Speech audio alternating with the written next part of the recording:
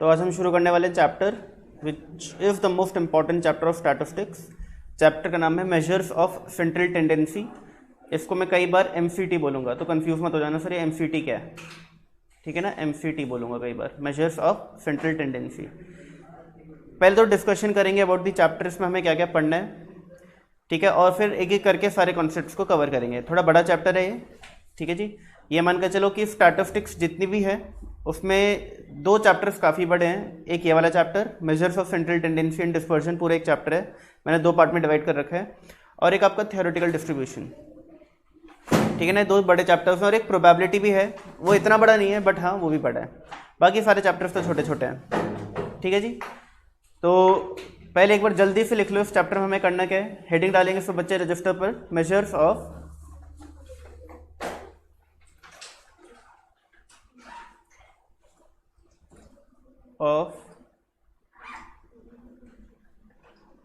Central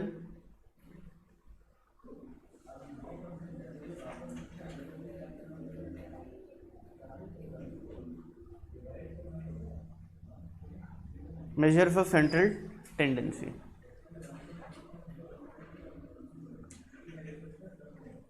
तो इस chapter में हमें क्या करना है, टू डू, पहला है basics,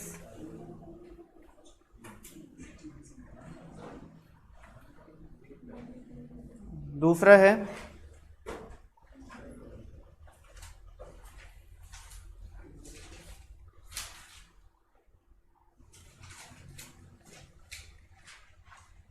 definition of central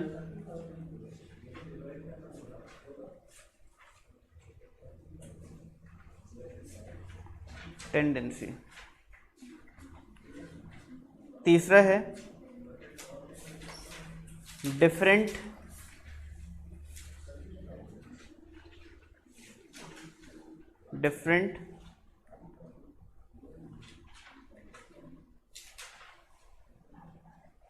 measures of central tendency। इसके अंदर हमें क्या पढ़ना है, मीन, मीडियन,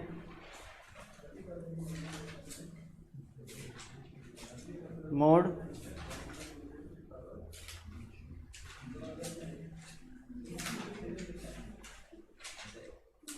ठीक है, मीन मीडियन मोड, फिर अदर पार्टीशनल वैल्यूज,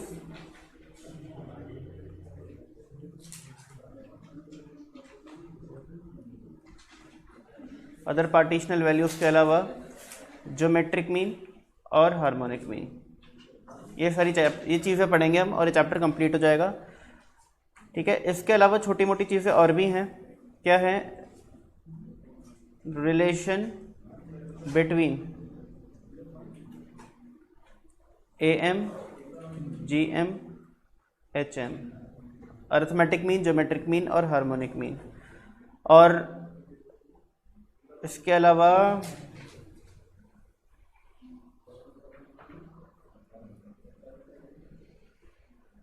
एक चीज़ और है,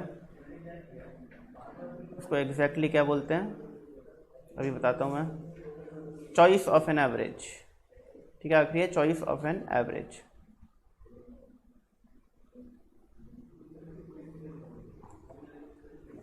चॉइस ऑफ एन एवरेज,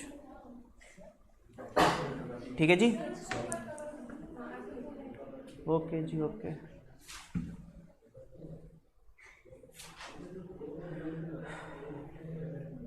ये सारी चीज़ें करी और चैप्टर कंप्लीट। आओ शुरू करें। तो सबसे पहले तो हम समझेंगे, लिख लो, सबसे पहले तो हम समझेंगे चैप्टर का नाम मेजर्स ऑफ सेंट्रल टेंडेंसी क्यों है, ठीक है ना।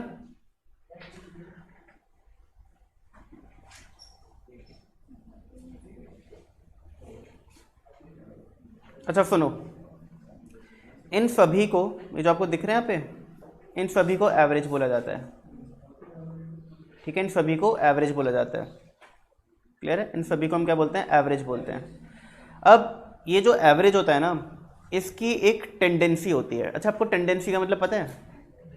फितरत समझ लो, फितरत मतलब पता है, ठीक है ना। इसकी एक फितरत होती है और वो ये होती है कि कहीं ना कहीं ये बीच में घुसने की कोशिश करता है। एवरेजेस की एक टेंडेंसी होती है कि ये कहीं ना कहीं बीच में घुसने की कोशिश करते हैं। एग्जाम्पल लेते हैं, ठीक है, मैं अपना एग्जाम्पल खुद नहीं बना रहा, आप लोग बनवाएंगे एग्जाम्पल। लेट से मैंने क्लास में बच्चों का टेस्ट लिया, ठीक है, अभी जो टेस्ट लिया मैंने पिछली परसों ही आप लोगों ने दिया है। लेट से मंडे ट्यूसडे को, कल मैं चेक करूँगा बैठकर, ठीक है। लेट से आप लोगों ने जो टेस्ट दिया उसके मार्क्स आए हैं मेरे पास आउट ऑफ 40। कुछ बच्चों के आए हैं, एक बच्चे का 19 नंबर, एक का 23, एक का 25, 19, इतना तो लेके आओगे ठीक है, 27, 30, 32, 35, ठीक है, 35 से ज़्यादा किसी की नहीं है, ठीक है। अच्छा मुझे एक बात बताओ, अगर मैंने रैंडमली लिया है, मैंने कुछ सोच समझ के नहीं लिया। अब मुझे एक बात बताओ, अगर मैं इनका एवरेज निकालना चाहूँ, कौन सा average? Arithmetic mean. Arithmetic mean निकालने की कोशिश करते हैं पहले, तो बताओ कैसे निकालूंगा? Sum of marks,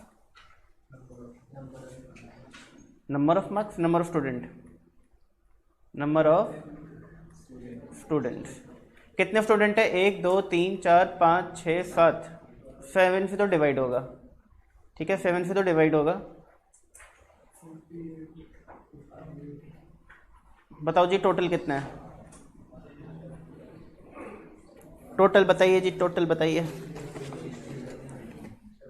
19 plus 25 plus नहीं, 19 प्लस 23 प्लस 25, 23। ओके, 191 आ रहा है मेरा तो। 191 डिवाइड बाई 7 कितना होता है भाई? 27.28, ठीक है, 0.28। अब सुनो, अगर मैं 27.28 मार्क्स को इस पूरी लाइन में कहीं फिट करना चाहूं तो कहीं ना कहीं इधर फिट करूंगा, ठीक है, कहीं ना कहीं। 27.28 27 के बहुत पास है, वैसे तो 27 के बहुत पास है, ठीक है ना। अब कहीं ना कहीं आपको दिख नहीं रहा कि ये एवरेज जो है ये बीच में घुस रहा है, सभी नंबरों के घुस रहा है, इसके ऊपर इसके नीचे, ऑलमोस्ट एग्जैक्टली नहीं, ऑलमोस्ट इक्वल नंबर्स हैं। कहीं ना कहीं बोलता हूं मैं, एग्जैक्टली बीच में नहीं घुसता, कहीं ना कहीं इसकी फितरत होती है कि बीच में घुसने की कोशिश करता है, ठीक है। तो इस वजह से इन एवरेजेस को क्या बोला जाता है? मेजर्स ऑफ सेंट्रल टेंडेंसी, क्योंकि इनकी टेंडेंसी है to lie somewhere at the centre, to lie somewhere at the centre. इसलिए इस चैप्टर का नाम क्या है? Measures of central tendency. Chapter का नाम ये क्यों है, समझ आ गया? क्लियर है? अब देखो जी, कोई भी एवरेज आप निकालोगे, अभी हम आगे चल के और एग्जांपल्स लेंगे, सभी देखो एग्जैक्टली बीच में आना जरूरी नहीं है, कहीं ना कहीं बीच में घुसने की कोशिश करेंगे, ठीक है ना, सबकी फितरत रहती है।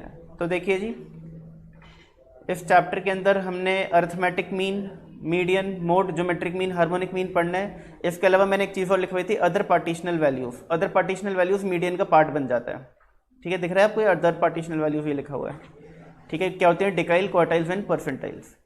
अरिथमेटिक मीन में हमें क्या पढ़ना है? Properties of arithmetic mean, weighted arithmetic mean, और इसके अलावा भी कुछ चीज़ें हैं, सिर्फ इतना नहीं और भी चीज़ें हैं। मीडियन के अंदर प्रॉपर्टीज ऑफ मीडियन प्लस छोटी मोटी बातें, मोड के अंदर प्रॉपर्टीज ऑफ मोड प्लस छोटी मोटी बातें, ज्योमेट्रिक मीन के अंदर properties of GM, weighted geometric mean plus छोटी मोटी बातें, हार्मोनिक मीन में भी छोटी मोटी बातें भी रहेंगी, यानी छोटी मोटी बातें तो हर जगह हैं। अब इस चैप्टर में सबसे इंपॉर्टेंट है प्रॉपर्टीज। जब भी मैं प्रॉपर्टी लिखवाऊंगा ना आपको कोई, वो आपको है ना अच्छे से दिल में बसा लेनी है, दोनों जगह। दिमाग से इंसान भूल जाता है, दिल से भूलता नहीं है, पता है ना तुम्हें? गर्लफ्रेंड रही है कभी? गर्लफ्रेंड रही हो तो पता होगा तुम्हें। पढ़ाई भूल जाओगे लेकिन गर्लफ्रेंड को नहीं भूलोगे। गर्लफ्रेंड को कहाँ बसाया था? दिमाग में, दिल में निकाल दे, फिर दिल में नहीं बसाया होगा तुमने। चलो, तो बेसिक्स तो कुछ बेसिक्स की पहले तो हम क्या करेंगे, हमारा पहला पार्ट क्या था, अगर हम देखें तो हमारा फर्स्ट पार्ट क्या था, कहाँ गया भाई वो जो लिखा था हमने, बेसिक ही था वो, दिख नहीं रहा वैसे भी, ये रहा, ठीक है ना, बेसिक। बेसिक पढ़ना है हमको पहले, एक मिनट रुक जाना भाई, मार्कर जी, मार्कर जी, अब थोड़े मोटे कैसे होंगे, मार्कर जी मोटे नहीं हो रहे। तो बेसिक्स हमें सबसे पहले करना है, ठीक है जी। तो देखिए बेसिक्स में क्या है हमारे पास पढ़ने के लिए, हमें पढ़नी है टाइप्स ऑफ सीरीज, कितने टाइप की होती हैं, इंडिविजुअल, डिस्क्रीट एंड कॉन्टिन्यूस, इसकी चर्चा हमने वैसे कर ली थी, ठीक है ना। फिर टाइप्स ऑफ कॉन्टिन्यूस सीरीज क्या होती हैं, इंक्लूसिव एंड एक्सक्लूसिव। तो ये जो पार्ट है ना, ये इस चैप्टर में भी है और ये पिछले चैप्टर में भी मैंने आपको बता दिया था, क्योंकि पिछले चैप्टर में फ्रीक्वेंसी आया था, फ्रीक्वेंसी डिस्कस करनी थी मुझको कि भैया वेरिएट होता है, कॉन्टिन्यूस वेरिएट क्या होता है, डिस्क्रीट वेरिएट क्या होता है, उसके चक्कर में हमने ये वाला पार्ट वैसे कर लिया है। बट एक क्विक रिकैप कर लेते हैं हम लोग। इंडिविजुअल सीरीज में क्या होता है भाई, जल्दी बताओ, जितना भी डेटा है वो इंडिविजुअली गिवन होता है, ठीक है, फ्रीक्वेंसी नहीं होती। डिस्क्रीट सीरीज में क्या होता है, ठीक है, क्या होता है, कोई भी अगर नंबर, कोई भी अगर डेटा रिपीट हो रहा है तो उसको एक ही बार लिखो और कितनी बार रिपीट हो रहा है उसको उसकी फ्रीक्वेंसी दे दो। अगर 5 बार रिपीट हो रहा है तो फ्रीक्वेंसी कितनी होगी, 5। जैसे हम बोलते नहीं कि हफ्ते में कितनी फ्रीक्वेंटली मोमोज खाते हो, ठीक है, तो किसी ने बोला सर 7 बार, हफ्ते में 7 बार खाते हैं, ठीक है ना, यानी डेली खा लेते हैं, ठीक है। तो क्या हो गया, फ्रीक्वेंसी मतलब फ्रीक्वेंटली, समझ आ गई, रेपिटेशन, कितनी रिपीटेशन होता है। तो डिस्क्रीट सीरीज में मार्क्स आए आपके, जैसे 5 नंबर 10 बच्चों के हैं तो नंबर लिखे 5 और उसकी फ्रीक्वेंसी दे दी 10। कॉन्टिन्यूस सीरीज में क्या होता है, उसमें क्या होता है, हमारे पास डेटा बहुत सारा है प्लस रेपिटेशन ज़्यादा नहीं हो पा रही, तो हम क्या करते हैं, हम क्लासेस बना देते हैं, ग्रुप्स बना देते हैं, 0 to 10, 10 to 20, 20 to 30, 30 to 40 and so on. आगे बात समझ क्लियर है। प्लस कॉन्टिन्यूस सीरीज तब काम आती है जब हमारा जो डेटा है वो है कॉन्टिन्यूस वेरिएट। तो उसमें क्या होता है कि हमारे आंसर्स, हमारे जो डेटा है, it can be in points में हो सकता है। अब पॉइंट्स में अगर डेटा आ सकता है तो भाई डिस्क्रीट सीरीज बनाना तो और मुश्किल काम हो गया। किसी के नंबर आ रहे हैं 34, तो किसी का आ रहे हैं 34.5, तो किसी का आ रहे हैं 34.75, तो भैया कितनी बार हम डिस्क्रीट सीरीज में उसको मेंशन करेंगे। तो तब भी हमें क्या अच्छा रखता है, हम बोलते हैं कि भाई इसके लिए कॉन्टिन्यूस सीरीज का यूज़ कर लो, ठीक है जी। तो कॉन्टिन्यूस सीरीज, ये तीनों हमें क्लियर है, इसमें हमें कोई दिक्कत नहीं है, ठीक है। इंक्लूसिव एक्सक्लूसिव में याद है आप लोगों को क्या होता है फ़र्क, बताइए जरा। इंक्लूसिव को इंक्लूसिव क्यों बोलते हैं,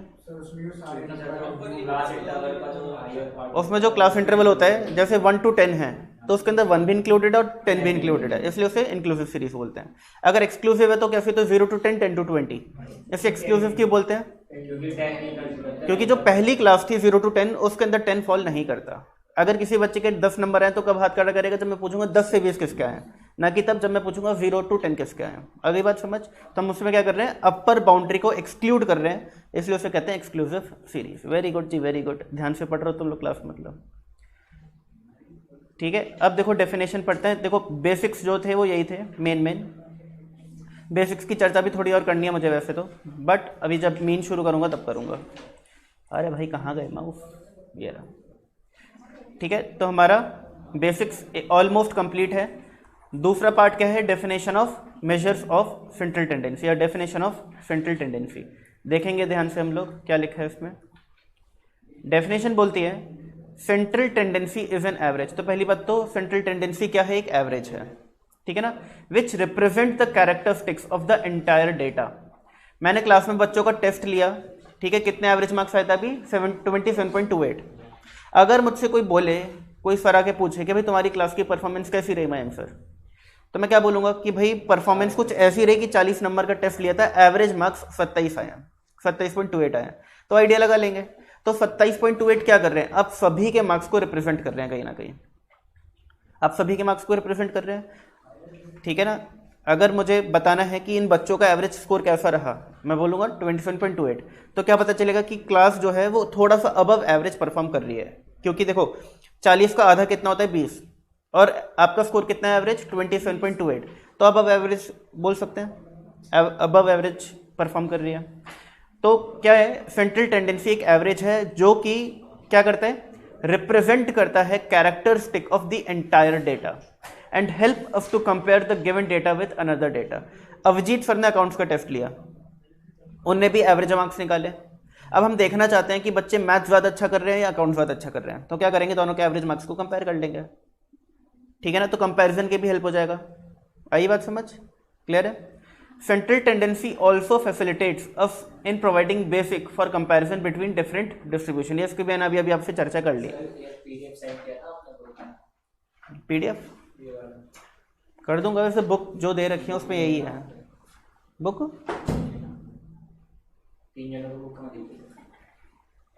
स्टैटिस्टिक्स की, अच्छा ओके, दे दूंगा। मैं कोशिश करता हूँ ट्यूसडे को दे दूँ, कल मुझे लक्ष्मी नगर जाना पड़ेगा। This average has a tendency to be somewhere at the centre and hence called measure of central tendency. ये मैंने आपको बता दिया कि भाई जो मेजर है इसकी टेंडेंसी होती है, इसकी फितरत होती है कि कहीं ना कहीं सेंटर में लाई करता है, और इसलिए इसे हम क्या बोलते हैं, मेजर ऑफ सेंट्रल टेंडेंसी, ठीक है जी। Following are the criteria for an ideal measure of central tendency, ठीक है। क्या क्राइटेरियाज हैं कि हमें पता चले कि कौन सा measure of central tendency ideal है। आइडल यानी कि सबसे बढ़िया, सबसे बढ़िया। It should be properly and क्या बोलते हैं इसको, अनएम्बिग्युअसली, अरे छोड़ो, it should be properly defined, ठीक है। It should be properly defined, हमें समझ ही नहीं आ रहा।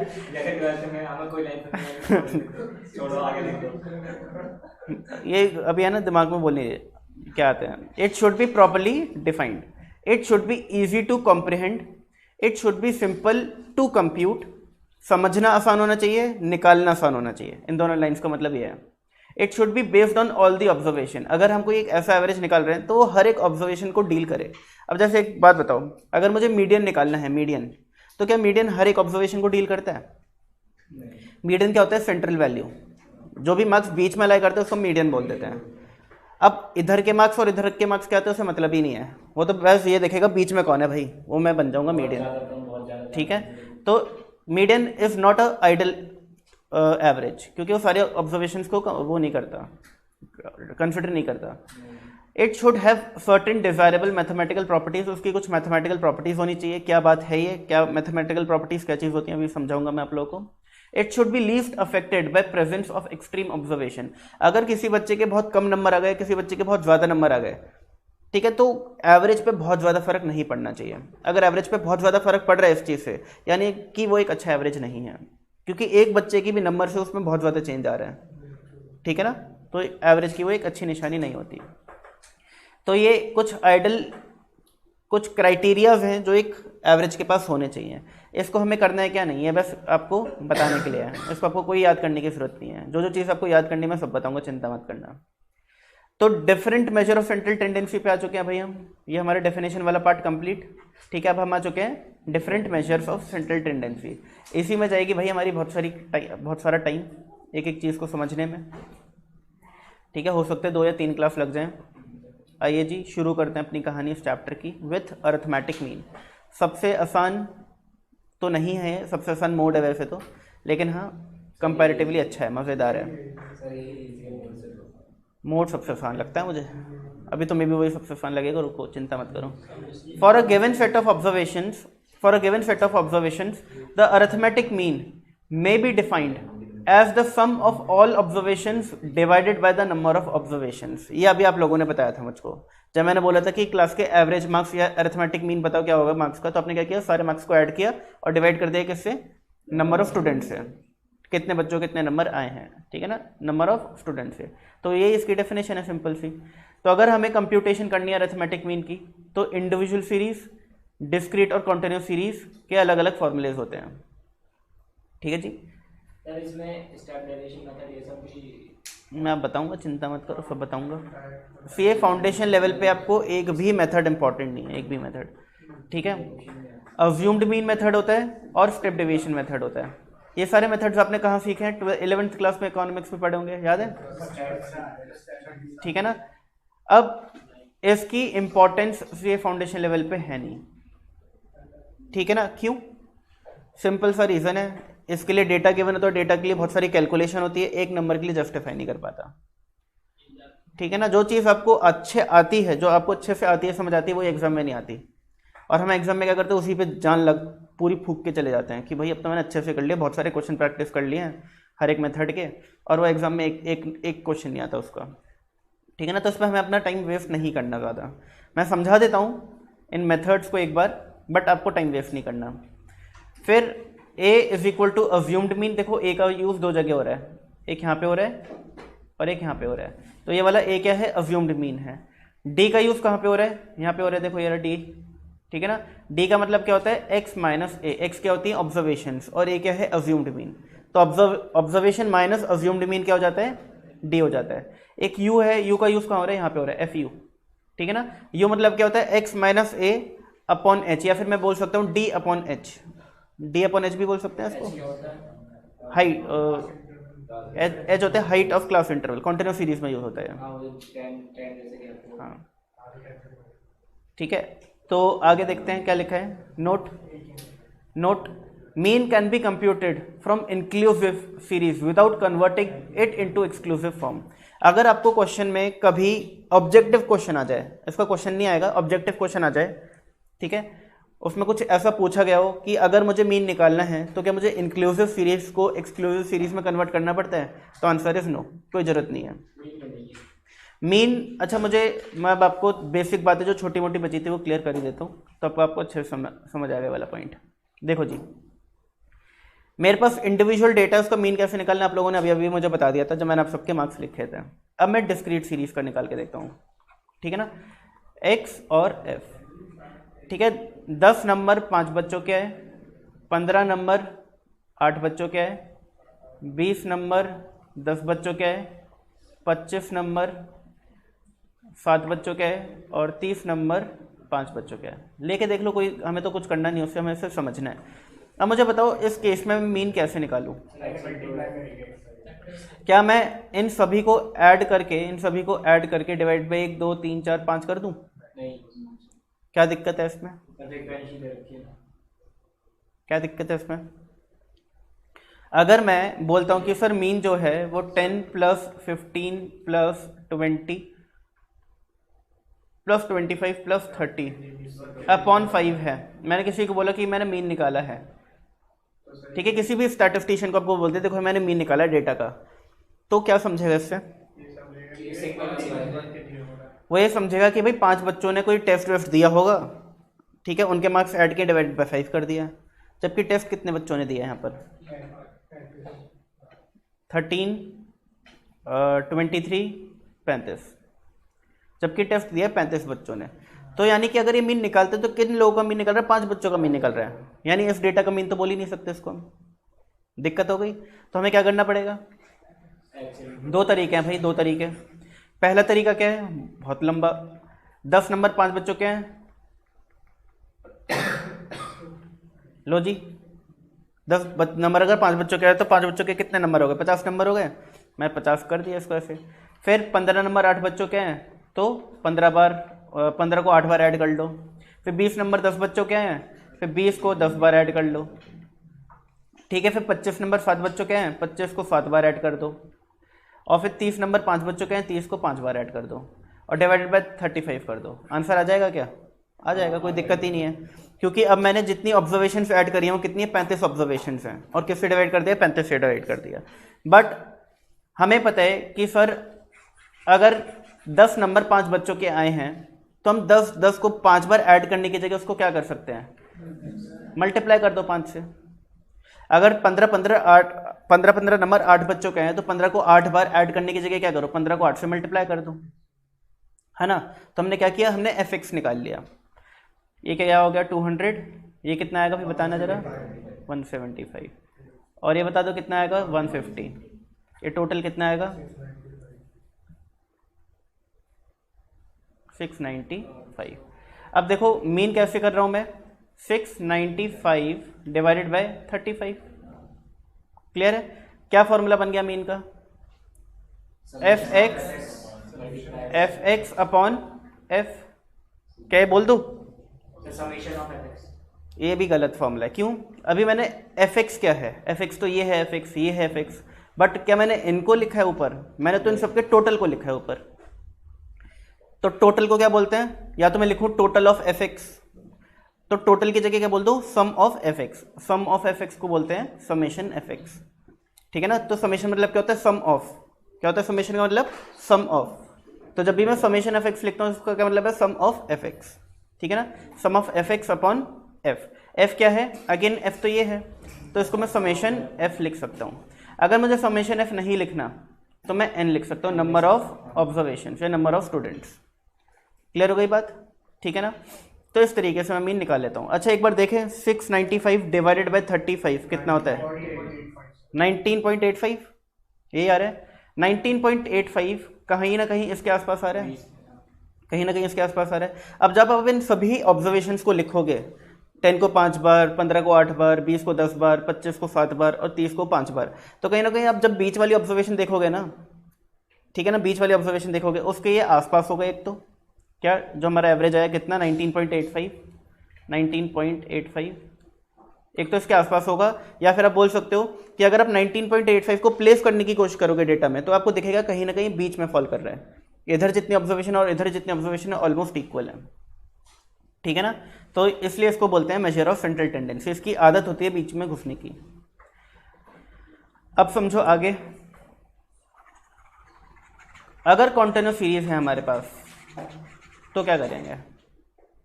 अगर हमारे पास कॉन्टिन्यूस सीरीज है तो पहले तो मैं क्लास बना लेता हूँ, ठीक है, मैं फिर फ्रीक्वेंसी लिख लेता हूँ। मैंने देखा कि भाई 0 to 10 के बीच में 10 बच्चों के नंबर आए, 10 to 20 के बीच में 20 बच्चों के नंबर आए, 20 to 30 के बीच में 25 बच्चों के नंबर आए, 30 to 40 के बीच में 15 बच्चों के नंबर आए, ठीक है, इतना लिख लेता, कोई दिक्कत नहीं है। टोटल बच्चे कितने हो गए, 70 बच्चे हो गए। अब क्या करें भाई,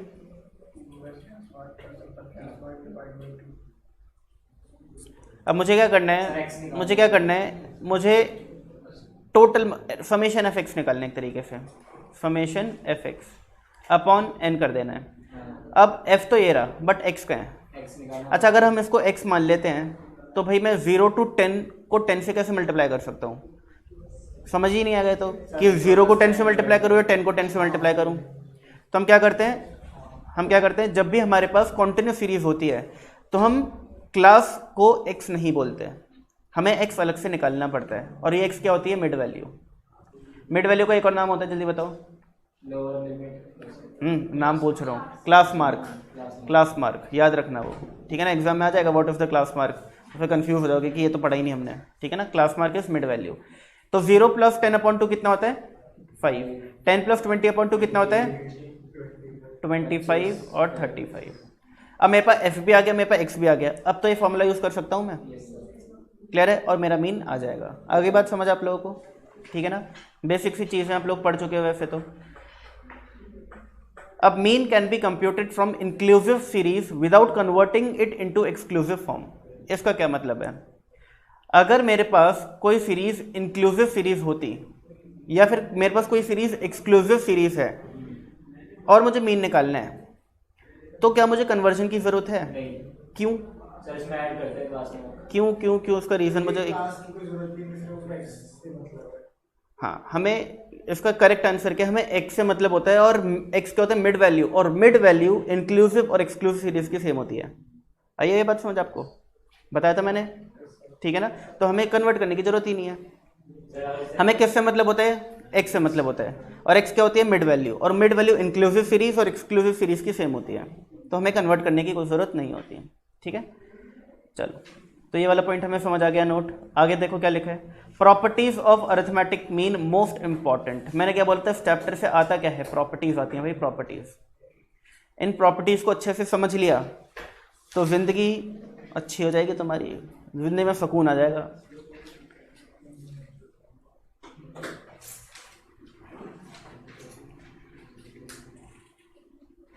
देखो जितनी भी ज़्यादा वेटेज की चीज़ें होती हैं ना, वही आपको एग्जाम में अच्छे नंबर दिलाती है, ठीक है। जैसे time value of money chapter हो गया, उसकी वेटेज बहुत ज़्यादा, अगर वो छोड़ के चले गए तो तुमने अपना 85 मार्क्स का पेपर अटेम्प्ट किया एक तरीके से, 15 नंबर को तो वो छोड़ ही दिया, तो तुम्हारा हाई स्कोर कैसे बनेगा फिर। अब ये भी इसकी वेटेज भी बहुत ज़्यादा है, तो इसको अगर अच्छे से समझ लिया ना तो तुम्हारे पास होने के चांसेस प्लस हाई स्कोर करने के चांसेस बहुत बढ़ जाते हैं। मैंने आपको बोला था कि पहले ये 3 चैप्टर्स 50% वेटेज कैरी करते हैं, स्टैटिस्टिक्स की 20 नंबर के आ जाते हैं, मतलब 3। पहला जो हमने पढ़ लिया, ठीक है, स्टैटिस्टिकल डिस्क्रिप्शन ऑफ डेटा, ये मेजर्स ऑफ डिस्पर्शन पेपर, हाँ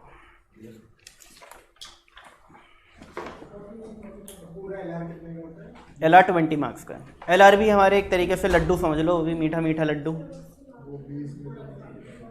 कोई नहीं, LR में सिर्फ एक चैप्टर है जो थोड़ा कंफ्यूजिंग है, फिलोजिज्म, बाकी सब LR इजी है। तो उसमें से क्वेश्चन नहीं आते, दो तो आते हैं। 2-3 क्वेश्चन ही आते हैं, वो तो है ही। वो भी easy अब 20 नंबर के तुम पेपर, 20 नंबर के LR में क्या 10 नंबर का थोड़ी ना आ जाएगा वो, और ना Sitting arrangement तो कुछ 2-3 नंबर के आते हैं बस। आओ जी आओ भाई, पढ़ लो पढ़ लो, इतनी बातें क्यों कर रहे हो। प्रॉपर्टी नंबर 1 समझो बेटा, सारे का प्रॉपर्टी पे देख लो, आप भी प्रॉपर्टी देख लो। मैं प्रॉपर्टी बता रहा हूँ 1। क्या है पहली property? If all the observations are same then the arithmetic mean is also same. अगर इस क्लास में मैंने बच्चों का टेस्ट लिया, टेस्ट दे के मैं चला गया, ठीक है ना, तो क्या होगा? नंबर सेम आएंगे, नंबर सेम आएंगे और एवरेज भी क्या आएगा? बराबर। अगर सारे बच्चों के 40 में से 35 नंबर आए लेट से, तो क्या मुझे एवरेज निकालने की जरूरत भी है? सर इतना सेम नहीं आएगा, ठीक है ना ठीक है ना। तो बोलने का मतलब क्या है कि अगर सारी ऑब्जर्वेशन सेम हैं तो अरिथमेटिक मीन भी उसका वही होगा, चेंज नहीं हो सकता। अगर सारे बच्चों के 35 नंबर आए, एवरेज भी 35 ही आएगा। मैं क्या करूँगा? 35 को ऐड करता रहूँगा जितने बच्चे हैं, और डिवाइड कर दूंगा नंबर ऑफ स्टूडेंट। लेट से क्लास में 10 बच्चे हैं, तो 35 को 10 बार ऐड करने की जगह 35 × 10 लिख दूँ अपॉन 10, तो 10 से 10 कट गया, एवरेज क्या आ गया? 35 आ गया। ठीक है ना। ये तो पहली property super duper easy, super duper easy. Property 2 समझो, the algebraic sum of deviations. देखो जब भी डेविएशंस वर्ड लिखा होता है इसका मतलब क्या होता है? डेविएशन का मतलब होता है डिफरेंस, ऐसा समझ लो। डेविएशन मतलब डिफरेंस, ठीक है ना। डेविएशन का मतलब होता है डिफरेंस, तो सम ऑफ डिफरेंसेस क्या हो गया? सम ऑफ डेविएशन मतलब क्या हो गया? सम ऑफ डिफरेंस। अब डिफरेंस जो है ये निकालने के लिए मुझे 2 चीज़ें चाहिए, तभी तो डिफरेंस निकलेगा। एक चीज़ का डिफरेंस निकाल सकता हूँ? नहीं निकाल सकता, 2 चीज़ चाहिए। तो ये 2 चीज़ें क्या क्या होती हैं? ये 2 चीज़ें क्या होती हैं? पहली चीज़ होती है एक्स हमेशा, और दूसरी चीज़ होती है जो हमारे ऊपर डिपेंड करता है। हम कई बार अज्यूम्ड मीन ले सकते हैं, कई बार मीन ले सकते हैं, ठीक है ना। तो डेविएशन बेसिकली डी को बोलते हैं, जो हमने डी देखा था ना ऊपर, डी एक्स क्या था उसका? एक्स माइनस ए, इसको हम बोलते हैं डेविएशन, इसको हम बोलते हैं डेविएशन। तो सम ऑफ डेविएशन क्या हो गया? समेशन डी, ठीक है। हर एक ऑब्जर्वेशन का डी निकालो, एक्स माइनस ए, एक्स माइनस ए, एक्स माइनस ए, जो डी आ गया उन सबको ऐड कर दो तो हो गया सम ऑफ डेविएशन। इतनी बात समझ आ गई सब बच्चों को। अब एक्स क्या होता है हमारा? वैल्यू या वेरिएबल, वेरिएबल। ए क्या होता है? A, this is important. A हो सकती है एनी वैल्यू, ए समझ लो any value. A can be assumed mean, A can be mean, कुछ भी हो सकता है। ए को आप मोड भी ले सकते हो और ए को आप मीडियन भी ले सकते हो, कुछ भी ले सकते हो, आपकी मर्जी है।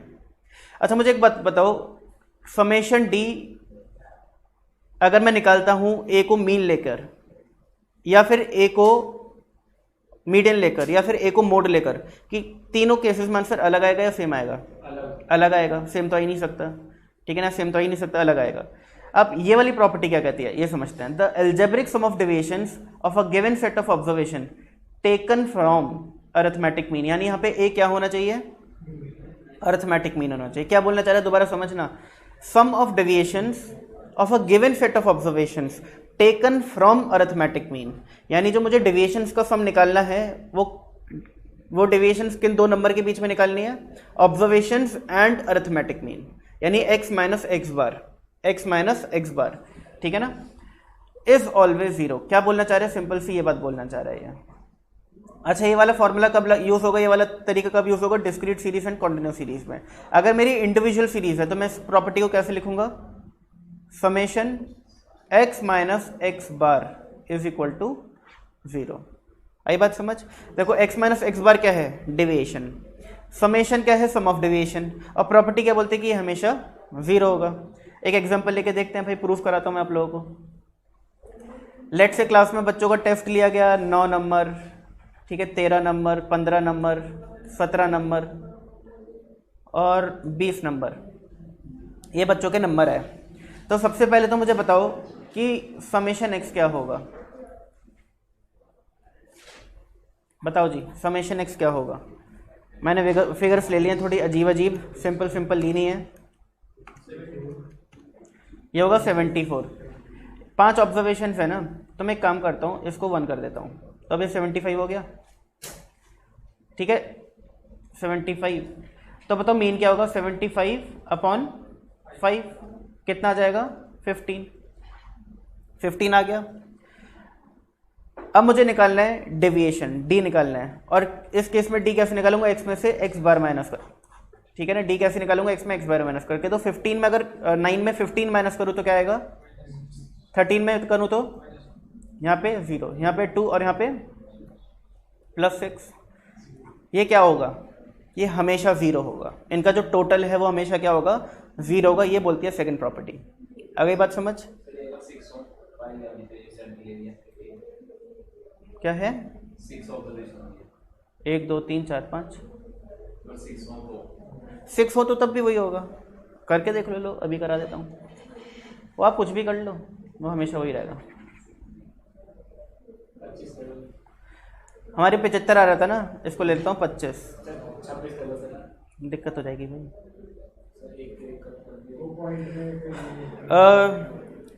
96 डिवाइड बाई 6 16 होता है। 96 अगर मुझे करना है, 21 नंबर ले लेता हूँ ये भी, ठीक है, 2 बच्चों के 21 आ गए लेट से, या 21 की जगह 21 में 6 ऐड कर दो तो 27 ले लेता हूँ इसको, ठीक है। तो इसका टोटल कितना हो जाएगा, यहाँ तक तो 75 आ रहा था, 75 प्लस 27 102, ठीक है। एक्स बार निकाल लो भाई, 102 अपॉन 6 कितना आ गया, 17।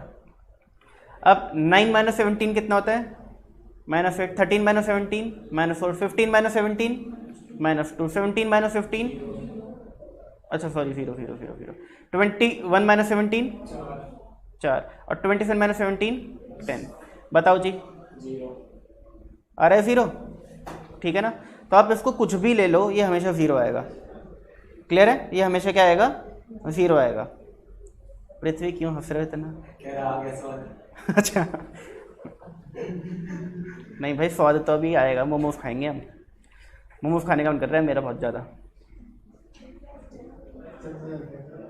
चलो जी, मुझे 2 चीज़ें बड़ी अच्छी लगती हैं, एक मोमोज और एक पिज़्ज़ा, और थोड़ा बहुत पास्ता भी। चंदा ही चलता हूँ मैं, कल रात को गया हुआ था 9:30 बजे। बहुत महंगे, हाँ 130 रुपीज़ के कर दिए अब तो एक प्लेट। उसके मैं वो खाता हूँ, वो बहुत अच्छे हैं उसके अब तंदूरी मोमोज वो नहीं, कुरकुरे मोमोज अच्छे हैं।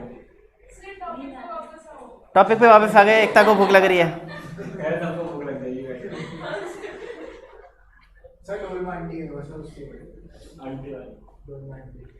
ये तो अच्छा वहाँ पे लाजपत में, लेकिन अगर तुम वेज मोमोज खाते हो ना तो तुम्हें उसके भी बहुत अच्छे लगेंगे। 18 सेक्टर में एक आंटी मोमोज है, उनके पनीर मोमोज बहुत अच्छे हैं। बात तो सही है।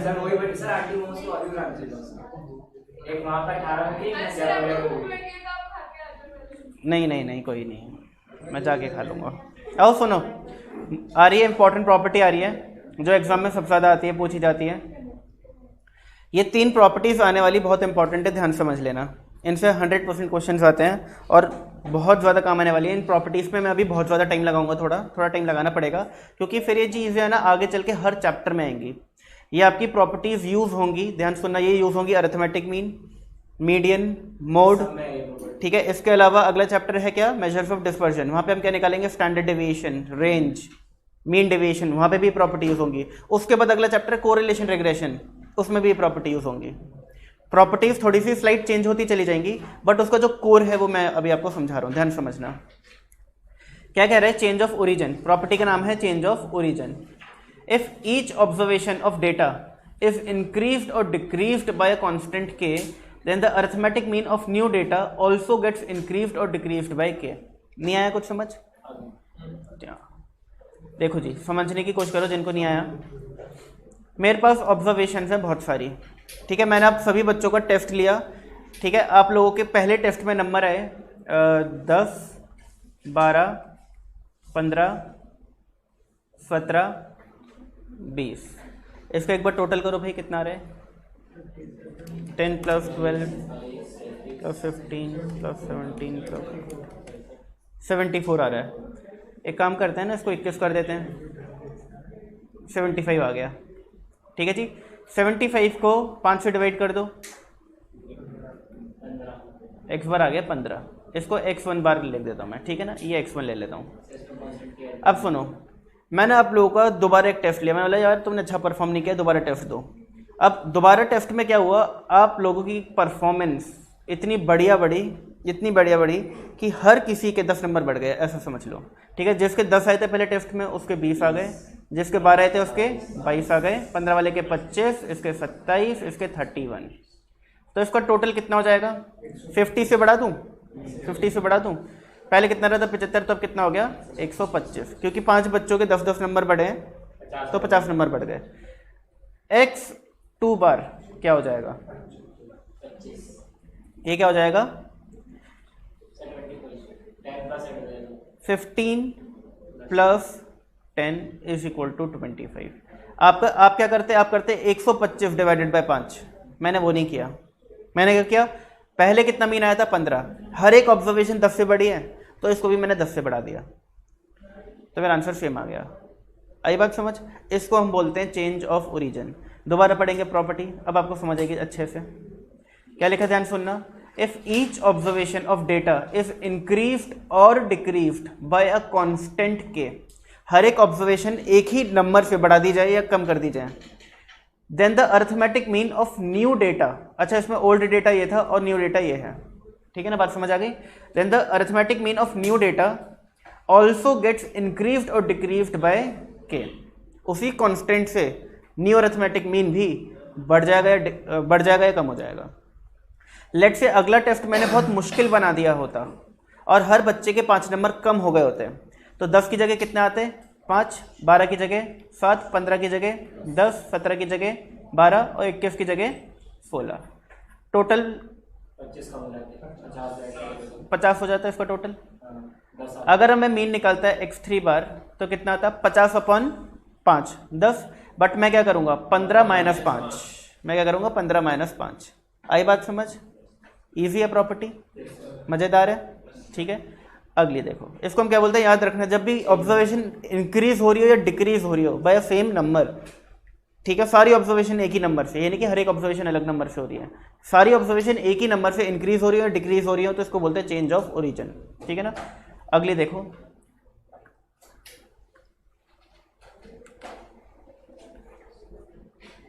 अगली है चेंज ऑफ स्केल, ठीक है। 3 प्रॉपर्टीज बहुत इंपॉर्टेंट है, change of origin, change of scale and दोनों का merger, change of origin and scale, ठीक है, वो अगली वाली है। और change of origin and scale तो अल्टीमेट इंपॉर्टेंट समझ लो इसको, इससे ज़्यादा इंपॉर्टेंट कुछ है ही नहीं पूरे स्टैटिस्टिक्स में। चेंज ऑफ स्केल क्या कहते हैं? If each observation of a data is multiplied और divided by a constant K, then the arithmetic mean of new data also gets multiplied और डिवाइडेड बाय के। समझने की कोशिश करो, इजी है, वैसे तो समझ आ गया होगा आप लोगों को, ठीक है ना। अगर मैंने आप बच्चों का टेस्ट लिया आउट ऑफ 50, आप लोगों के नंबर है 20, 25, 30, 33 और 42, 1 2 3 4 5, तो बताओ टोटल कितने आए आउट ऑफ 50? 20 + 25 + 30 + 33 + 42, 150। ये x1 मानो तो x1 बार कितना आ गया? 150/5, 30, ठीक है। अब देखो, तुमने देखा, नोटिस करी ये चीज़? क्या मीन देखो कहाँ फॉल कर रहा है? बीच में हमेशा। देखो मैं रैंडमली ले रहा हूँ नंबर, ठीक है, फिर भी कहाँ फॉल कर रहा है? बीच में, क्योंकि एवरेज की टेंडेंसी होती है बीच में घुसने की। ये तो एग्जैक्टली बीच में फॉल कर रहा है इन केसेस में, बट कहीं ना कहीं बीच में फॉल करता है ज़्यादातर, ठीक है, पॉइंट में भी आ जाता है वही, ठीक है। तो इसलिए इसको हम मेजर्स ऑफ सेंट्रल टेंडेंसी बोलते हैं। अच्छा अब सुनो, बात पर आओ। अब मैंने आपका जो अगला टेस्ट लिया वो लिया 200 नंबर का, और आप सबकी परफॉर्मेंस मैंने बोला एग्जैक्टली सेम रही है भाई, पुरानी वाली एग्जैक्टली सेम रही है पुरानी वाली। इसका मतलब क्या है कि अगर आपके 50 में से 20 नंबर आ रहे हैं तो कितनी परसेंटेज बनी है? 40%। तो अब आपके 200 में से भी 40% बने हैं, ऐसा समझो, ठीक है। तो इनको क्या कर दूंगा मैं, सबको इंटू 4 कर देता हूँ, क्योंकि 50 में से अगर नंबर निकाले और 100 में से 200 में से नंबर निकालने हैं तो इंटू 4 कर दो। तो ये कितना हो गया 80, ये कितना हो गया 100, ये कितना हो गया 120, ये कितना हो गया 132 और ये कितना हो गया 168। इसका टोटल कितना हो जाएगा 600 हो जाएगा। करके देख लेना, वैसे 600 आएगा, ठीक है ना। अब मुझे अगर x2 बार निकालने हैं तो मैं क्या करूँगा 30 इंटू 4 120, यानी ये वाले मीन को मैंने 4 से मल्टीप्लाई कर दिया। क्यों? क्योंकि हर एक ऑब्जर्वेशन क्या हुई है इंटू 4 हुई है। अगर सारी ऑब्जर्वेशन एक ही कांस्टेंट से मल्टीप्लाई कर दी जाए तो नई ऑब्जर्वेशंस को जो मीन आएगा उसको भी क्या करो इंटू 4 कर दो, किससे? पुराने वाले मीन से, तो मेरा आ जाएगा। इसको हम क्या बोलते हैं? Change of scale. अब वहीं अगर अभी मैं पूछना वहीं अगर मैंने आपका टेस्ट जो है वो लेट से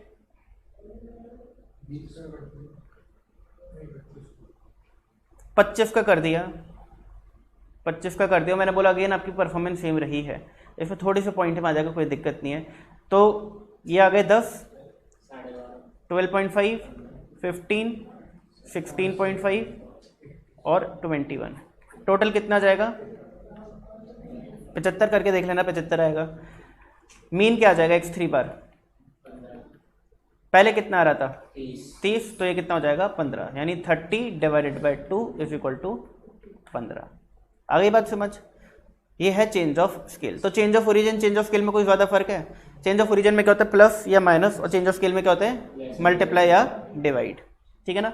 अब आते हैं सबसे इंपॉर्टेंट बात पर, that is change of origin and scale. यानी क्या होगा सर अगर दोनों चीज़ साथ में हो जाए, दोनों चीज़ें साथ में हो जाए। आप कुछ पूछ रहे थे हिमांशु? सर वही पूछ रहा था कि मतलब उसको प्लस माइनस को चेंज ऑफ ओरिजिन ही क्यों बोलते हैं? देखो प्लस माइनस क्या होता है कि देखो वैसे तो ये नाम दिया गया है, मैथमेटिकली दिया हुआ है, लेकिन देखो change of origin change of scale में ऐसे समझ लो, चेंज ऑफ ओरिजिन होता है जहाँ पे हर एक ऑब्जर्वेशन किसी एक नंबर से ऐसे ही बोलते हैं बढ़ रही हो या कम हो रही हो, और बहुत ज़्यादा मार्जिन से नहीं, कम मार्जिन से, ठीक है। तो change of origin. Change of scale हो जाता है जहाँ पे वो स्केल उसका बहुत ज़्यादा बढ़ रहा हो या बहुत ज़्यादा कम हो रहा हो, तो वहाँ पे मल्टीप्लाई डिवाइड यूज़ कर देते हैं हम लोग, ठीक है। बाकी तो जिनने बनाया है उनने सोचा होगा भाई किसी तरीके से क्यों करा है हमने, इसका नाम ऐसे क्यों दिया है। Arithmetic mean is affected due to change of origin and और scale which implies that if the original variable x is changed to another variable y by affecting a change of origin say a and change of scale say b, that is y is equal to a plus bx, then arithmetic mean of y is given by y bar is equal to a plus bx bar। कुछ समझ नहीं आएगा अभी आप लोगों को, कोई दिक्कत नहीं, अभी समझाते हैं हम, ठीक है। थोड़ा कंफ्यूजिंग है ये।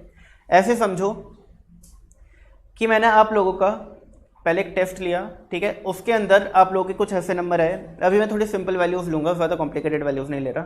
5, 10, 15, 20 और 25, ठीक है ना।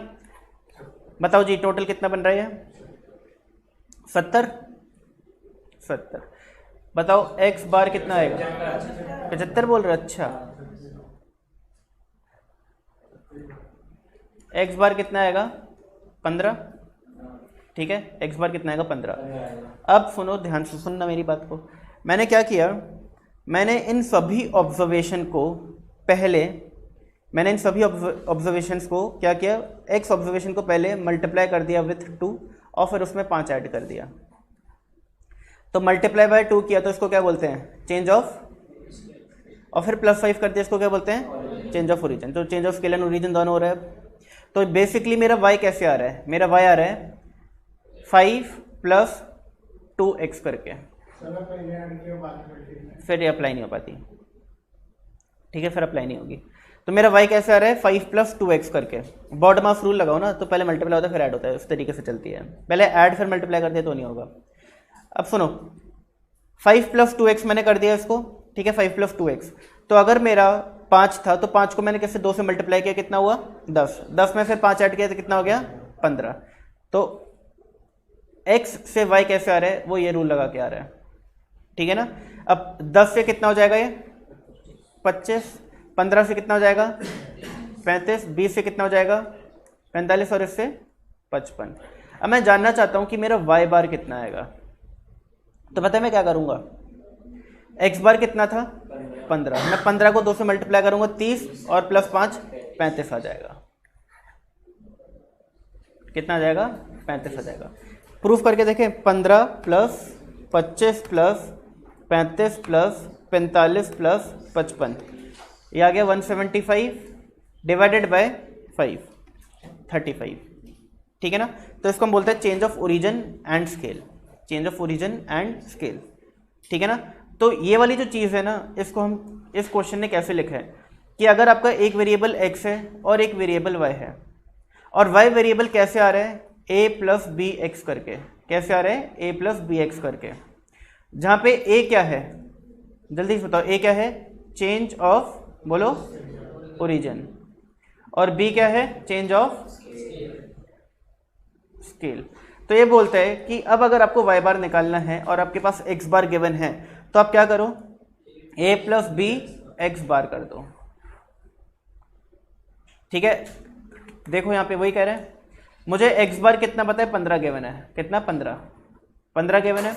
मुझे पता है इस क्वेश्चन में, मुझे जल्दी से बताओ a क्या है और b क्या है, a क्या है b क्या है। a क्या होता है चेंज ऑफ ओरिजिन, इसमें चेंज ऑफ ओरिजिन क्या है और चेंज ऑफ स्केल क्या है 2। यहाँ तक सबको क्लैरिटी आई, समझ आई ये बात। चेंज ऑफ ओरिजिन क्या है ये, चेंज ऑफ स्केल क्या है ये, चेंज ऑफ ओरिजिन जो प्लस हो रहा है, चेंज ऑफ स्केल जो मल्टीप्लाई हो रहा है। तो मेरी इक्वेशन क्या बनी थी, y = a + bx।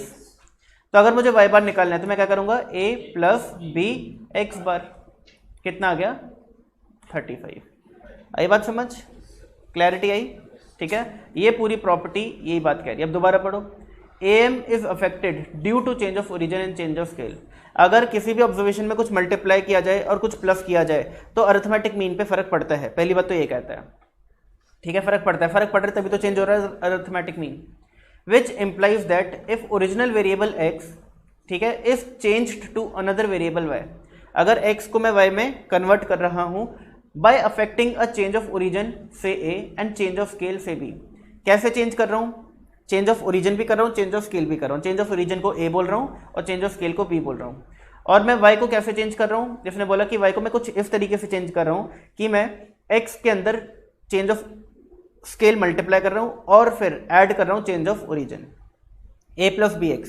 अगर ये ax प्लस या अगर ये ax + b होता, अगर ये ax + b होता तो फिर आप जो बोल रहे थे ना कि फिर पहले ऐड करो फिर मल्टीप्लाई करो, वो वाली काम फिर हो जाता, लेकिन वो हम कर नहीं सकते क्योंकि देखो सिंपल सा लॉजिक है, change of origin and change of scale.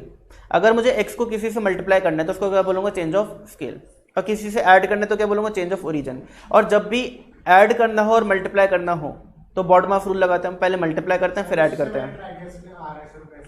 वैसे नहीं आता, आपका आ गया होगा बाई चांस, वरना हर बार नहीं आएगा, ठीक है ना। और अलग अलग एग्जांपल लेके देखना, ज़रूरी नहीं है कि हर बार आ जाए एक बार पॉइंट में नाम लगा ना, मतलब सिंपल वैल्यू, ठीक है, सिंपल वैल्यू से आ जाए। तो इस तरीके से हमें से करना है। तो change of origin change of scale property समझ आई आप लोगों को? Yes sir. अगर ये समझ आ गई तो आपको पूरे स्टैटिस्टिक्स में change of origin change of scale की बहुत प्रॉपर्टीज़ पढ़नी है, हर एक में आसानी रहेगी अगर ये समझ आ गई है तो। अगर दिक्कत है कि sir change of origin scale का कुछ कन्फ्यूजन है तो फिर वहाँ पे हर जगह दिक्कत आएगी, तो अगर नहीं आई है तो पूछ लो। आ गई है? पक्की बात है राजन, मानुल, अजीत, सब बढ़िया, साहिल, एकता, सब ठीक है, सही। चलो, मैंने हर एक से कंफर्मेशन ले लिया भाई मैंने पर्सनली। चलो आगे क्या लिखा है, आगे वाली प्रॉपर्टीज क्या है, ध्यान से सुनना। The sum of square of deviations. तो पहले इतना समझते हैं, sum of square of deviation को मैं कैसे लिखूंगा ये बताओ। Sum of square of deviation ये बोलेंगे, ठीक है। Of a given set of observations is minimum when taken from arithmetic mean. अच्छा क्या बोल रहे हैं कि अगर मैं डेविएशंस अरिथमेटिक मीन से लूँ तो ये वाली जो वैल्यू है ये क्या होगी, मिनिमम होगी। अब पता दिक्कत क्या है सर, मिनिमम तो होगी बट मिनिमम कब बोलते हैं हम?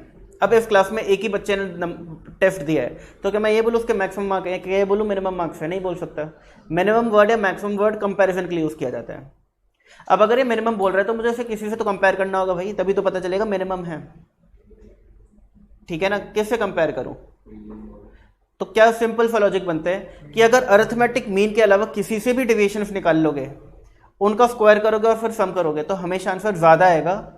और अगर सबसे कम आंसर चाहिए तो किससे निकालो डेविएशंस? अरिथमेटिक मीन से निकालो। दोबारा समझा रहा हूँ, ध्यान सुनना, एग्जाम्पल के थ्रू समझाऊंगा, ऐसे समझ नहीं आएगा, कंफ्यूज हो जाओगे। देखो जी, मैं कोई रैंडम ऑब्जर्वेशंस ले रहा हूँ 8, 12, 15, 25, ठीक है, रैंडमली है। कितना आ गया उसका टोटल, जल्दी बता दो। 40, 50, 60, 60। इसका एवरेज बता दो कितना आ गया? 15 आ गया। अब मैं क्या काम कर रहा हूँ, मैं डी निकाल रहा हूँ। और डी कैसे निकाल रहा हूँ? पहले x माइनस एक्स बार करके निकाल रहा हूँ। पहले तो सबसे पहले ऐसे निकाल रहा हूँ, ठीक है ना। तो मेरा x बार मैं ऊपर लिख लेता हूँ, मेरे पास 15 है, ठीक है जी। अब मुझे एक बात बताओ, 8 माइनस 15 कितना होता है? -7। 12 माइनस 15, 15 माइनस 15 और ये 10। मुझे अब क्या करना है, ये डी निकाला, मुझे डी स्क्वायर निकालना है, ठीक है, डी स्क्वायर निकालना है। तो x माइनस एक्स बार का स्क्वायर निकाल लेते हैं, कितना आएगा? 9, 100। टोटल बताओ क्या है? 158। ये जो 158 आया ना, ये लोएस्ट आया है। ये क्या है? लोएस्ट है, मिनिमम आया। अब सुनो, मिनिमम कैसे है, कैसे पता चलेगा? अब मैं क्या कर रहा हूँ, सुनो, वही तो मैं बता रहा हूँ, सुनो तो। अब मैं x माइनस एक्स बार कितना था? 15 था। 15 की जगह कोई भी वैल्यू बता दो मुझे, क्या लूँ? कोई भी वैल्यू बता दो। 10 ले लूँ? अगर आपका 10 है, वैसे 10 इसमें मौजूद नहीं है, फिर भी मैं 10 ले सकता हूँ, मुझे कोई दिक्कत नहीं है। 12 लेना है 12, 8 लेना है 8, 25 लेना है 25, जो बोलोगे वो ले लूँगा। 12 ले लूँ? मैंने 12 ले लिया, ठीक है, मैंने 12 ले लिया। अब मुझे एक बात बताओ, 8 माइनस 12 कितना होता है? 12 माइनस 12 0, 15 माइनस 12 3, और 25 माइनस 12 13, ठीक है। अब आपको क्या करना है? अब आपको स्क्वायर करना है। x माइनस 12 का स्क्वायर क्या होगा? 16, 0, 9 और 169, कितना हो गया टोटल? 158 से तो ज़्यादा ही है। अब मिनिमम समझ आएगा तुमको। क्या बोलना चाह रहा है कि ये वैल्यू मिनिमम होगी अगर हम यहाँ पे क्या कर रहे हैं, x बार ले रहे हैं। तो x बार की जगह कुछ भी ले लोगे ना तो हमेशा आंसर इस वैल्यू से ज़्यादा ही आएगा जो x बार लेने सारी थी वैल्यू, ठीक है ना। तो दो प्रॉपर्टीज हमने डेविएशन से रिलेटेड पढ़ी, दो प्रॉपर्टी पढ़ ली ना जिसमें डेविएशन वर्ड यूज हो रहा है। दोनों में क्या फर्क है? एक प्रॉपर्टी बोलती है कि x माइनस एक्स बार का टोटल हमेशा क्या होगा? 0। एक प्रॉपर्टी क्या बोलती है कि x माइनस एक्स बार का स्क्वायर हमेशा क्या होगा? मिनिमम। लिखना तो लिख लो भाई।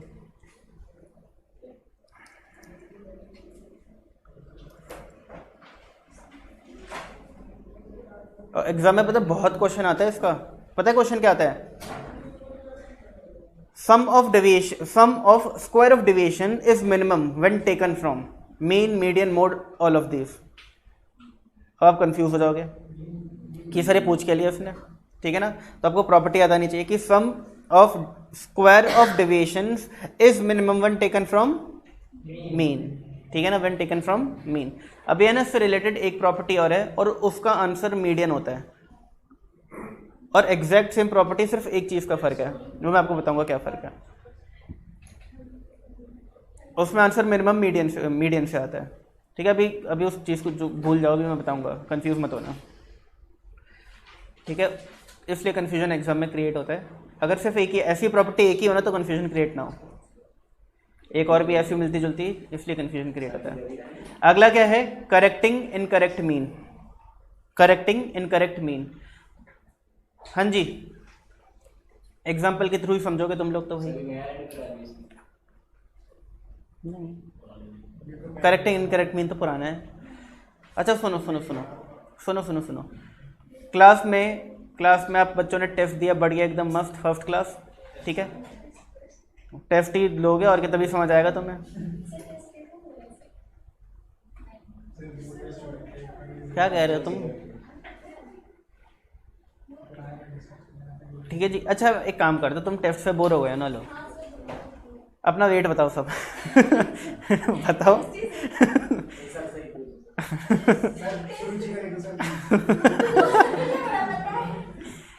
ठीक है, एक काम करते हैं, रैंडमली वेट लिख देते हैं। बच्चों को मैंने बुलाया और सबका मैं वेट ले रहा हूँ, ठीक है। अब मेरा एक्स जो है ना, मार्क्स की जगह वेट है, वेट, ठीक है। मेरी राइटिंग अच्छी नहीं आ रही क्योंकि पेन ठीक से नहीं चल रहा है आजकल। एक बच्चे का वेट था 45 किलो, एक का था 50 किलो, एक का था 53, एक का था 57, एक का था 65, एक का था 70। इतने ही लेते हैं, ज़्यादा करेंगे तो बहुत लंबा जाएगा ये। अब मैंने सबका वेट लिया, ठीक है जी, सबका। सुनो सुनो सुनो सुनो सुनो, मुझे बताओ एवरेज वेट क्या आ रहा है? इतनी जल्दी कैलकुलेशन कर लेता है मानुल तो भाई।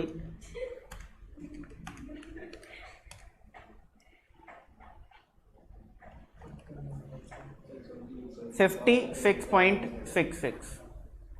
अब मुझे पता है क्वेश्चन में क्या गिवन होगा, मुझे गिवन होगा कि weight, average weight of 6 students was 56.66, इतना गिवन होगा। Later on it was found that 1 weight was recorded wrongly, ठीक है ना। एक वेट लेट से ये वाला मैंने 65 रिकॉर्ड कर दिया, जबकि एक्चुअल में था ये 60। अब क्वेश्चन बोलेगा find the correct average weight of the class, इसका ये क्वेश्चन बनता है। ये बात समझ? तो मुझे क्या पता है कि 65 लेने के बाद मेरा एवरेज वेट कितना रहा है, 57.66, और ये वेट मैंने गलत ले रखा है। एक्चुअल में वेट कितना था, ये था 60, मैंने गलती से 65 लिख दिया एक बच्चे का वेट, ठीक है। अब मेरे पास देखो क्या इन्फॉर्मेशन अवेलेबल है, ध्यान सुनना। मुझे नंबर ऑफ स्टूडेंट पता है कितने हैं 6। मुझे गलत वाला एवरेज पता है 56.66। मुझे पता है एक रॉन्ग ऑब्जर्वेशन 65 है और करेक्ट ऑब्जर्वेशन 60 है। अब मुझे क्या निकालना है, सही वाला एवरेज निकालना है। बताओ जी कैसे किया जाए?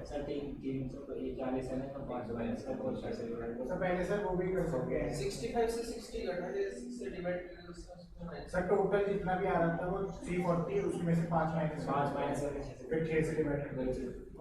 लेकिन इसमें तो तुम्हें पता ही नहीं ना कितना टोटल आ रहा था। मल्टीप्लाई कर लेते हैं ना पहले। ओके ठीक है, ये मुझे समझाना था, तुम लोगों को समझ गए।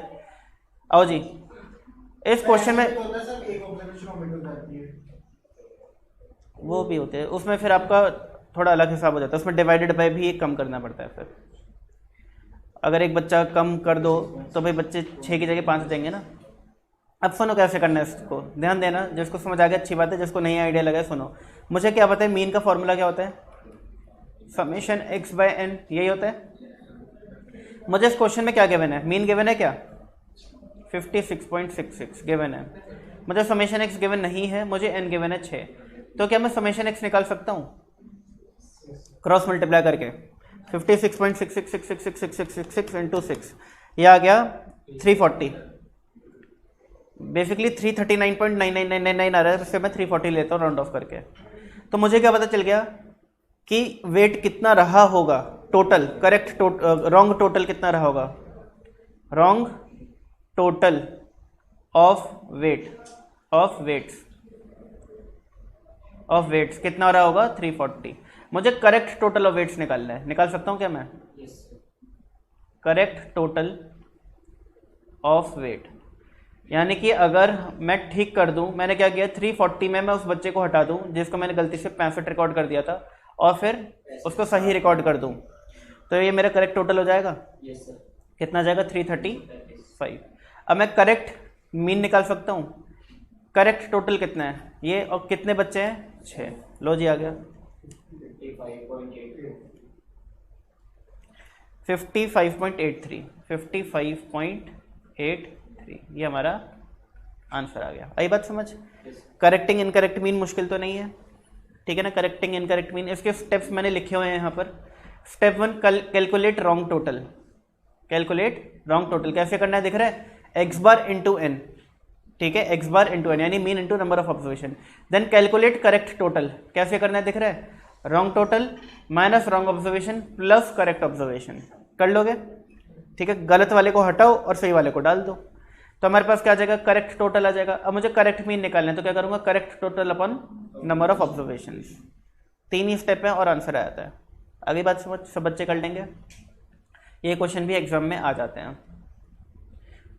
क्योंकि देखो एक एक नंबर को जस्टिफाई करते हैं, इसमें ज़्यादा मेहनत लगती नहीं है, ठीक है। आपका कैलकुलेटर पे ही पूरा क्वेश्चन आता है, आपको लिखने की भी जरूरत नहीं है, आपको कैलकुलेटर पे तो करना है। अभी मैंने जो क्वेश्चन किया था, मुझे क्या करना है, 56.666666 इंटू 6 किया, आंसर आया। इसमें मैंने क्या किया, -65 + 60 किया, डिवाइडेड बाय 6 कर दिया, मेरा आंसर आ गया 55.83। मुझे कुछ करना ही नहीं पड़ा। कितने सेकंड्स लगे, हार्डली 15 सेकंड, ठीक है ना। अगला,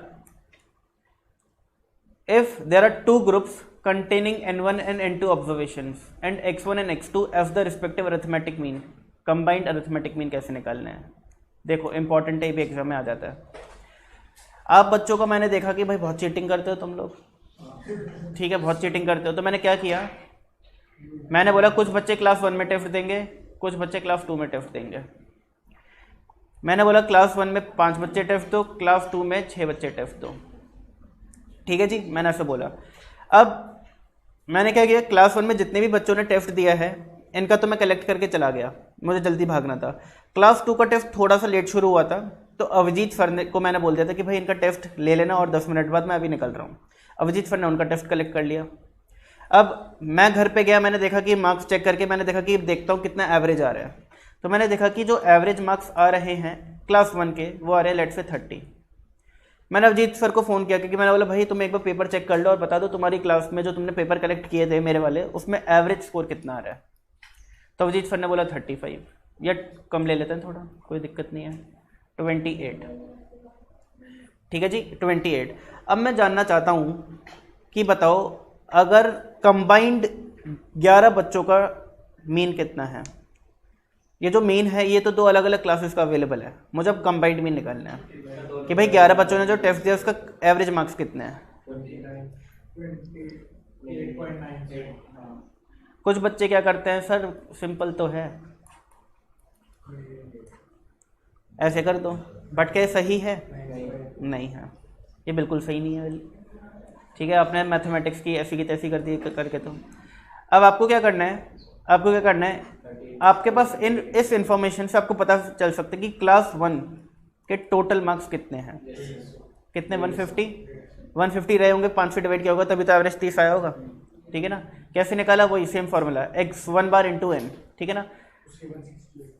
इसका कितना आएगा, 168 आ गया। अब मैं दोनों के अगर ऐड कर दूंगा तो मुझे सारे 11 बच्चों के टोटल मार्क्स पता चल जाएंगे, और फिर डिवाइड बाय 11 कर दूंगा तो करेक्ट एवरेज मार्क्स आ जाएगा मेरे पास, कंबाइंड एवरेज। तो मेरा कंबाइंड मीन कितना आ गया, कंबाइंड मीन 150 + 168/11, यही है। कोई दिक्कत, गिले शिकवे, जल्दी बताओ। अब फॉर्मूला बनाओ, बताओ जी फॉर्मूला कैसे बनेगा इसका, combined mean is equal to, बताओ क्या करूं, 150 कैसे आया था, x1 बार इंटू n1 करके, बताओ प्लस का साइन है यहाँ पे, प्लस कर दिया। 168 कैसे आया था, x2 बार को मल्टीप्लाई n2 से। 11 कैसे आया था, लो जी फार्मूला बन गया, ठीक है ना। ये है कंबाइंड मीन का फॉर्मूला। अगली बात समझ कर लेंगे सारे बच्चे, गले शिकवे नहीं है, वेरी गुड। अगला है weighted arithmetic mean, again example के थ्रू समझेंगे हम, तो एग्जांपल से ही समझ आता है हम लोगों को, ठीक है जी। वैसे इसका एग्जांपल मुझे लगता है मैंने किसी क्लास में तो दिया है, कोई नहीं दोबारा ले लेते हैं। आज सामने मेरे राजन बैठा है, राजन जी मुझे पूछता हुआ अच्छा तो नहीं लग रहा, हो सकता है आपको बताओ अच्छा ना लगे, बट 12th में कितने मार्क्स रहते बताना जरा। कितने, 8, अरे एक एक करके बताओ। मैथ्स में कितने आए थे, मैथ्स था ही नहीं, अरे कोई दिक्कत नहीं है, लो हटा दिया। Accounts, business studies, English, eco, और कौन सब्जेक्ट था, इको भी नहीं था, कॉमर्स से ही हो ना? ईको भी नहीं था। मैं राजन को हटा रहा हूँ, रुक जाओ। राजन अजीब से स्कूल से पढ़ के आया, मैंने कौन से स्कूल से पढ़ा है? कौन सा? CBSE बोर्ड नहीं होगा आपका? अच्छा, okay okay okay okay okay okay, इसलिए तुम बातें कर रहे हो इसलिए सर कह रहे हैं।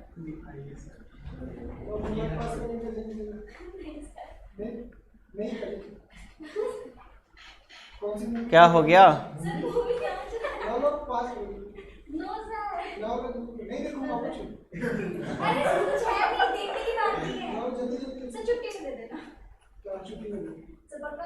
OLX में मिलेगा छुट्टी के बाद। छुट्टी के बाद OLX में दिख रहा होगा।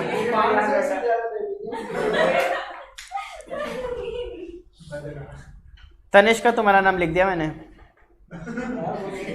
अकाउंट्स, मैथ्स थी, ओके, इको, इंग्लिश और BST। बताओ जी, नंबर बता दो। 2 साल हो गए। थोड़ा थोड़ा बताओ। ओके, 30, 90, बोलो बोलो, अरे कुछ भी बोल दो, क्या हो गया?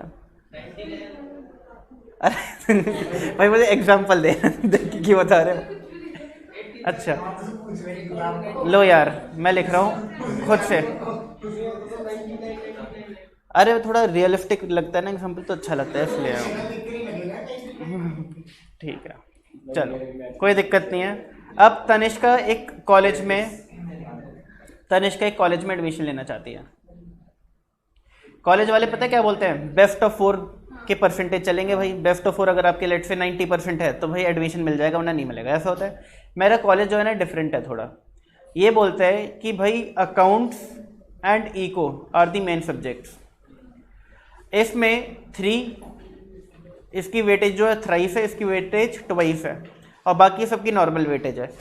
अब इस वेटेज के हिसाब से बताओ कितने परसेंटेज बनते हैं। अगर 90% बन जाते हैं तो कॉलेज में एडमिशन मिल जाएगा, वरना नहीं मिलेगा। कॉलेज क्या बोल रहा है, पहले रिक्वायरमेंट समझो कॉलेज की क्या रिक्वायरमेंट है। कॉलेज बोल रहा है मार्क्स आ गए आपके 12th में, हाँ जी आ गए। बोलता है हमारे कॉलेज में अकाउंट्स की वेटेज और इकोनॉमिक्स की वेटेज थोड़ी ज़्यादा है। मार्क्स की जो वेटेज है, हम अकाउंट्स की वेटेज 3 टाइम्स लेते हैं, इकोनॉमिक्स की वेटेज 2 टाइम्स लेते हैं, और बाकी सबकी नॉर्मल वेटेज रहती है। और उस वेटेज के हिसाब से अगर आपके 90% बनते हैं तो आप कॉलेज में एडमिशन ले लो, वरना फिर नहीं मिल पाएगा। यही बात समझ। अब मुझे क्या निकालना है? मुझे निकालना है कि इसका वेटेड अरिथमेटिक मीन क्या होगा, वेटेड एवरेज जो मार्क्स वो पूछना चाह रहे हैं वो कितना होगा। तो बताओ कैसे निकालूं?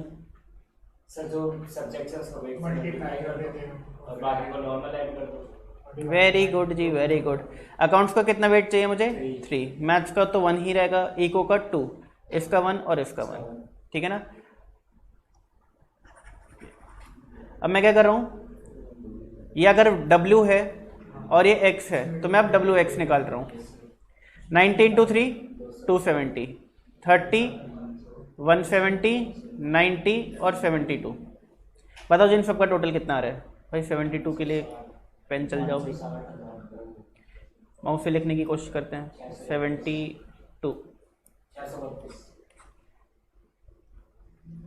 पक्की बात है? सही है, ठीक है। 632 आ रहा है। अब बताओ क्या करूं मैं? वेटेड मीन निकालना है मुझको। वेटेड मीन बताओ जी क्या करूं? 632 को किससे डिवाइड करूं? 5 से कर दूं? नहीं सर, 8 से। कैसे करूंगा? टोटल वेट कितना वेट है? 1 2 3 4 5 6 7 8। बताओ जी कितने बन रहा है? ये बन रहा है भाई 79%। तनिष्का को बोला सॉरी जी थोड़े कम रह गए आपके मार्क्स, आपका एडमिशन नहीं हो पाएगा कंप्लीट। आपको ये समझ आ रहा है? बुरा मत मानना एडमिशन नहीं हुआ ठीक है।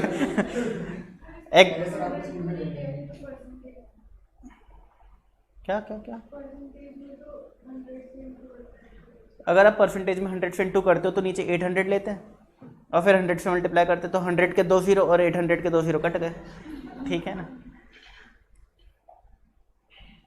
चलो कोई दिक्कत नहीं है, ठीक है। 79%। तो इसको हम क्या बोलते हैं भाई? इसको क्या बोलते हैं? Weighted arithmetic mean. तो बताओ जी इसका फॉर्मूला क्या होगा? वेटेड अरिथमेटिक मीन का फॉर्मूला क्या होगा? Sum of WX upon sum of W, यही होगा। ठीक है, लो जी तुमने बिल्कुल सही बताया भाई, यहाँ पे लिख लेना, ये मैंने थोड़ा एक्सपैंड करके लिखा हुआ है, weighted arithmetic mean is equal to WX upon summation W।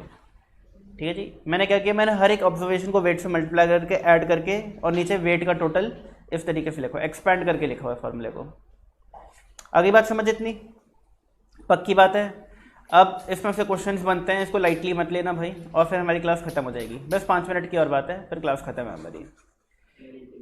Merits and demerits of arithmetic mean, पहले हम मेरिट्स पढ़ेंगे। Easy to calculate and understand, बताओ जी इसमें कोई दिक्कत?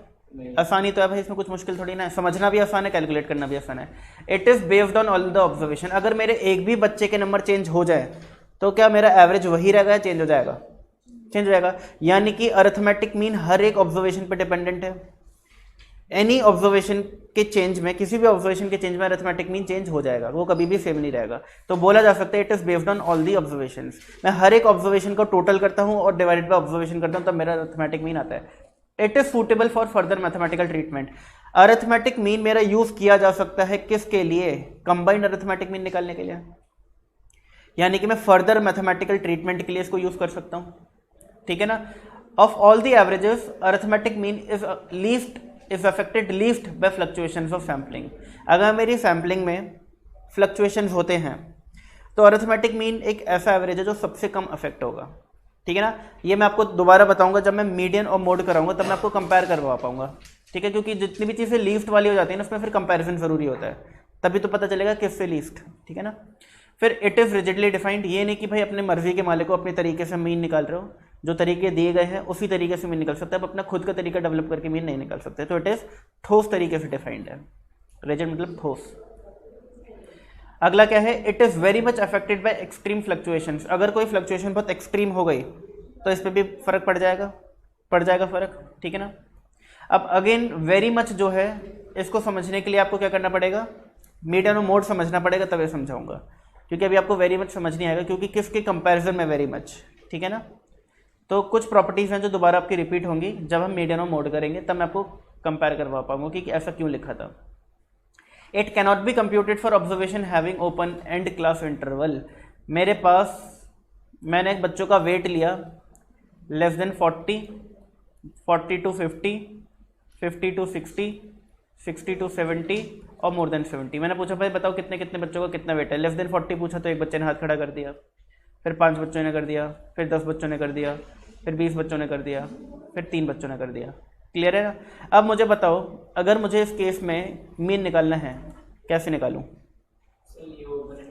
विदाउट टेकिंग एनी अजम्पशन, देखो अजम्पशन लेके निकल जाएगा, विदाउट टेकिंग एनी अजम्पशन कैसे निकालूं? नहीं निकलेगा। क्यों? हमने क्या देखा था, जब भी कॉन्टिन्यूस सीरीज होती है हमें एक्स लेना पड़ता है। एक्स कैसे लेते हैं? मिड वैल्यू या क्लास मार्क। इसमें क्लास मार्क निकाल सकते हो क्या? इसमें निकाल सकते हो क्या? नहीं। अजम्पशन ले लो कि सर इसे 30 to 40 मान लो, इसे 70 to 80 मान लो, तो निकाल सकते हो, बट ऐसे नहीं निकाल सकते। अच्छा आप बोलो कि सर इसको इग्नोर कर दो, बाकियों का निकाल लो, तो क्या ये हमारे सारी ऑब्जर्वेशन का मीन है? नहीं है। तो हम बोल सकते हैं कि अगर सारी ऑब्जर्वेशंस का मीन निकालना है तो it can not be computed for open and class intervals. अगली बात समझ। ठीक है। अच्छा, ओपन एंड क्लास इंटरवल का क्या मतलब होता है? जहाँ पे क्लास का इंटरवल जो है वो ओपन हो, चाहे एक चाहे दोनों, ये भी ओपन एंड क्लास इंटरवल होगा। अगर मैं यहाँ पे मोर देन 70 लिख दूँ ना, मोर देन 70, तो उसको भी मैं ओपन एंड बोलूँगा। तो ओपन एंड का जरूरी नहीं है कि दोनों एंड ओपन हो, कोई एक भी एंड ओपन है तो उसे ओपन एंड बोलते हैं, क्योंकि इसका भी मीन नहीं निकल सकता, और इसे को भी ओपन एंड बोलेंगे। और वहीं अगर यहाँ पे लेस देन 30 होता और यहाँ पे 70 to 80 होता तो भी इसको ओपन एंड ही कहते हैं। ठीक है। तो ये मत सोचना कि ओपन एंड क्लास इंटरवल उन्हीं को बोलते हैं जिसके दोनों एंड ओपन हो। ओपन एंड, कोई एक भी एंड अगर ओपन है उसको हम ओपन एंड बोलेंगे। ओपन यानी कि जिसमें एक लिमिट तो है, अपर लिमिट है, लोअर लिमिट तो है, बट दूसरी लिमिट नहीं है, कम तो कितना कम, ज़्यादा तो कितना ज़्यादा। ठीक है ना, इसको हम कहते हैं ओपन एंड क्लास इंटरवल्स। आगे क्या लिखा है, it cannot be determined by inspection और बाय यूजिंग ग्राफ। अगर मैं आप लोगों को थोड़े कॉम्प्लिकेटेड से फिगर्स दे दूँ और बोलूँ बताओ, देख कर बताओ बिना कैलकुलेशन की अरिथमेटिक मीन क्या होगा, क्या आप निकाल सकते हो? देख करके, जस्ट बाय ऑब्जर्वेशन नहीं निकाल सकते, बट मीडियन और मोड निकाला जा सकता है। ठीक है ना। तो इसलिए क्या हो गया, it cannot be determined by inspection और बाय यूजिंग ग्राफ। ग्राफ का यूज करके भी मीन नहीं निकाला जा सकता। मीडियन निकाला जा सकता है किसका यूज करके, जल्दी बताओ, ogive, less than ogive, more than ogive. Mode भी निकाला जाता है किसका यूज करके, हिस्टोग्राम, मैं पॉलीगन और हिस्टोग्राम को अजीब ही बना रहा था, ठीक है, हिस्टोग्राम। और मैंने आपको लास्ट लेक्चर में सिखाया भी था कि हिस्टोग्राम से कैसे निकालते हैं और ओजाइव से कैसे निकालते हैं, बट मीन नहीं निकाला जा सकता। It can not be calculated for qualitative data. इस क्लास में हर बच्चे में थोड़ा ईगो है, क्या मैं एवरेज ईगो निकाल सकता हूँ? नहीं, ईगो इज क्वालिटी, ठीक है। जो चीज़ नंबर में एक्सप्रेस नहीं की जा सकती उसका हम मीन भी नहीं निकाल सकते। बस जी, आज के लिए इतना ही है, मिलते हैं नेक्स्ट क्लास में, बाकी की चीज़ें पढ़ेंगे। Bye bye, take care.